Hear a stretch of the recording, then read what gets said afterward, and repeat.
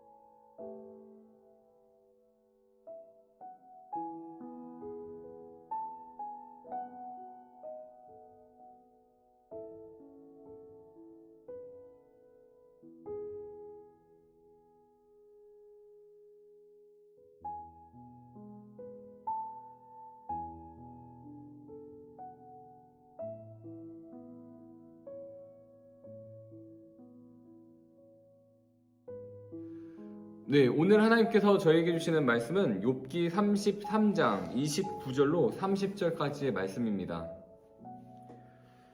욥기 33장 29절로 30절까지의 말씀을 봉독해 올리도록 하겠습니다.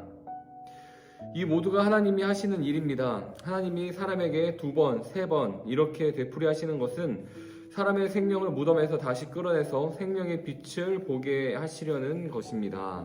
아멘. 기도하도록 하겠습니다. 전능하신 하나님 아버지, 주님의 크신 사랑에 감사합니다. 오늘도 이렇게 저희가 주님의 말씀을 붙잡고 주님의 말씀대로 하루를 살아갈 수 있게 하여 주심을 감사합니다. 주님, 저희가 간절히 원하옵기는 이 시간에 주님을 만나기를 원하고 주님의 음성을 듣기를 원합니다. 주님 함께 동행하여 주시고 주님 친히 인도하여 주셔서 날마다 저희가 주님으로 하여금 기뻐하고 주님으로 하여금 감사를 올리며 나아갈 수 있도록 주님 붙잡아 주시고 함께 동행하여 주시옵소서. 감사드리며 예수님의 이름으로 기도드립니다. 아멘. 네, 오늘 OIB의 말씀인 이 욥기 32장으로부터 34장까지의 말씀은 엘리후의 등장 이후 이제 엘리후가 욥을 향하여서 그리고 욥의 이 친구들을 향하여서 얘기하고 있는 본문의 말씀이 바로 이 욥기 32장으로부터 34장까지의 말씀입니다. 엘리후는 이제 그 욥의 태도에 대해서 또 화가 나서 욥에게 이렇게 얘기합니다. 아니, 어떻게 하나님이 잘못했다고 얘기할 수가 있습니까?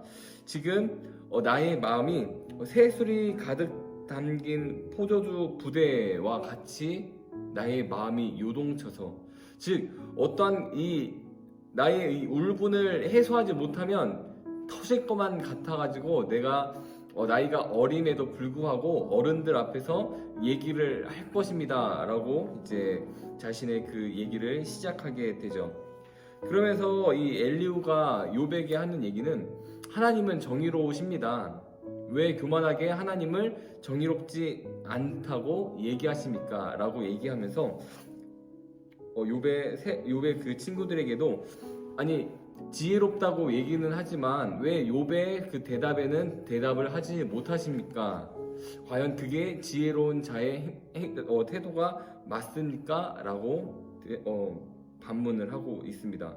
어떻게 보면 이 엘리후가 나이는 어린데 굉장히 욥의 그 친구들과 욥을 향하여서 굉장히 강하게 얘기하고 있는 모습이 이 32장으로부터 34장까지의 말씀이 아닌가 싶습니다. 그런데 오늘 저희가 방금 봉독해 올린 욥기 33장 29절로 30절의 말씀을 통하여서 저희가 한 가지 교훈을 얻고자 합니다. 그 교훈은 무엇이냐? 하나님께서 우리에게 시련과 고난과 많은 역경을 주시는 것이 단순히 저희가 미워서 저희의 죄 때문에 하나님께서 저에게 주시는 고난과 시련이 아니라 바로 저희의 그 생명을 살리기 위해서 바로 하나님께서 주시는 그 시련이라고 저희가 받아들여야 된다는 것입니다. 오늘 본문의 말씀 욥기 33장 29절로 30절까지의 말씀을 다시 한번 본다면 이 모두가 하나님이 하시는 일입니다 라고 엘리후는 얘기합니다. 하나님이 사람에게 2번, 3번 이렇게 그 고난과 역경과 그 시련을 계속해서 반복적으로 되풀이 하시는 것이 사람의 생명을 무덤에서 다시 끌어내셔서, 즉 사람의 그 죄악 때문에 이 하나님과의 그 끊어졌던 관계를 바로 하나님께서 다시 그 회복시키기 위해서 바로 하나님께서는 그 징계를 통하여서 이 시련과 그 고난을 통하여서 다시금 자기를 찾으며 다시금 자기와 그 관계가 바로 회복되기를 원하신다라는 것을 바로 이 엘리후는 얘기하고 있는 것입니다. 실제적으로 이러한 비유를 통하면은 우리 친구들도 잘 이해를 할 수 있을 것 같습니다. 어떤 부모님과 자녀가 이제 약속을 해서 이제 시험을 잘 보게 된다면 이제 자전거를 사주겠다고 이제 약속을 한 것을 저희가 생각하기를 원합니다. 실제적으로 시험을 잘 봐서 높은 점수를 받아서 부모님으로부터 하여금 자전거를 선물 받게 되었습니다. 그런데 그 자녀가 학원날 이제 그 자전거만 타게 된다는 그 상황을 다시 생각해 보시기를 바랍니다. 만약에 부모의 입장으로서 그 자녀에게 선물로 주었던 그 자전거를 다시 뺏어가지 않을까요? 공부는 안 하고 이 자전거만 계속해서 타고 다니는 그 상황 가운데 부모는 자신의 그 자녀가 공부를 해서 성공하고 자신의 뜻을 이루기 위해서 그 자전거를 다시 뺏어갈 것입니다. 그 당시에 그 자녀의 입장으로서 부모님께서 나에게 그 선물로 주셨던 그 자전거를 뺏어간다는 그 상황이 굉장히 억울하고 이해하고 오히려 부모님이 굉장히 미워질 것입니다. 하지만 시간이 지나고 나서 그 상황을 다시 생각해 본다면 부모님이 나를 그 사랑하시는 그 마음 때문에 나에게 그 자전거를 뺏어가고 내가 다시 공부에 전념할 수 있도록 나를 이끌어 주셨구나 라고 생각하게 될 것입니다.